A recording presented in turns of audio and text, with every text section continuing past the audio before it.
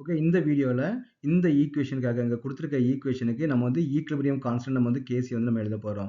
நமக்கு நல்லாவே தெரியும் கேசி அப்படின்றது என்னன்னு பார்த்தீங்கன்னா, product concentration divided by reactant concentration. அப்ப இங்க ப்ராடக்ட் சைடுல நமக்கு என்ன இருக்குது?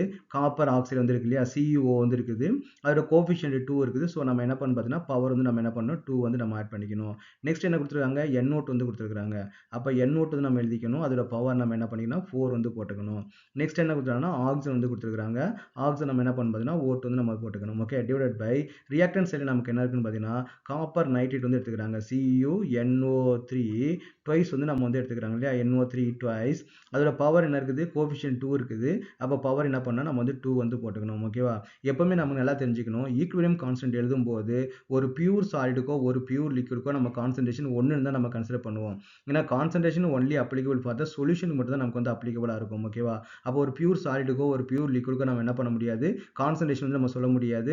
நான் ஆல்ரெடி உங்களுக்கு வந்து நான் டிஸ்கஸ் பண்ணியிருக்கிறேன் இல்லையா? போன வீடியோ நான் வந்து டிஸ்கஸ் பண்ணியிருப்பேன்.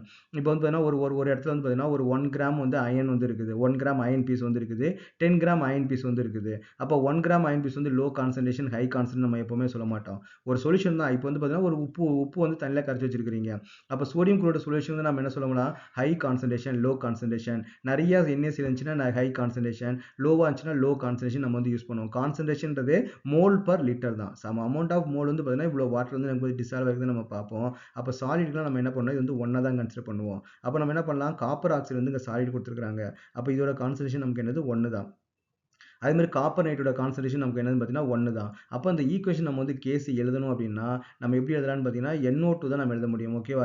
நியூமரேட்டரில் இருக்கக்கூடிய NO2 the whole power 4 into வந்து நமக்கு என்ன வரும்னா O2 ஓட கான்சன்ட்ரேஷன். இது மட்டும் தான் நமக்கு வந்து கேசி வந்து வரும்.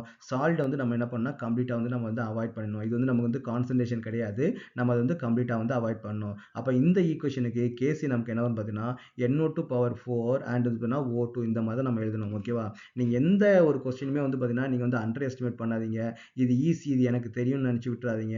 அப்போ ஒவ்வொரு கொஸ்டின் நீங்க வந்து பாருங்க. இந்த கான்செப்ட் உங்களுக்கு தெரிஞ்சிருந்தாலுமே மைண்ட் வந்து பார்த்தீங்கன்னா, ரிமைண்ட் பண்றதுக்கு நமக்கு வந்து மோர் யூஸ்ஃபுல்லா வந்து இருக்கும். நீங்க ஒரு சாப்டருக்கு நீங்க பர்ட்டிகுலர் டைம் வந்து ஸ்பெண்ட் பண்ணிட்டீங்கன்னா, அதுல எதுவுமே மிஸ் பண்ணாதீங்க. எல்லாத்தையுமே நீங்க வந்து பாருங்க. ஓகே.